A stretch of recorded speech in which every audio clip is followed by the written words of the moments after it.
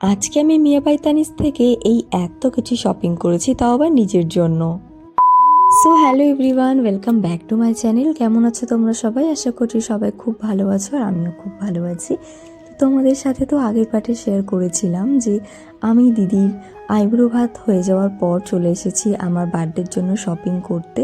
তো বেসিক্যালি আগের বছরও আমি মিয়া বাই তানিজ থেকে নিজের জন্য একটা সুন্দর ইয়াররিংস গিফট করেছিলাম, মানে সেলফ গিফট আর কি। তো এই বছরে ইচ্ছা ছিল নিজের জন্য কিছু কেনা, আর এখন তো সোনার দাম এত বেড়ে গেছে যে সোনা তো ছোঁয়াই যায় না। তো আমি ভেবে নিয়েছিলাম যে সোনার কিছু নেব না, কারণ আমি আমার সিলভার কালেকশন কিছু অ্যাড করছি।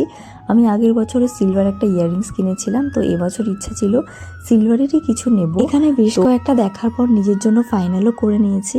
আর আমি আজকে এসেছি মধ্যমগ্রামের স্টোরে। আমি বাগুইয়াটি স্টোর থেকেও অনেক কিছুই পারচেস করেছি, আর দুটো আউটলেটের স্টাফদের বিহেভিয়ারই খুব ভালো। তোমাদের সাথে গল্প করতে করতে শপিং করে বাড়িতেও চলে এসেছি। এই যে এখানে সবকটা রেখে দিয়েছি, আর আমরা তো এখানে ঢং করে ফটো তুলেই পারছি না। আমাদের ফটো তোলার স্ট্রাগেল দেখো।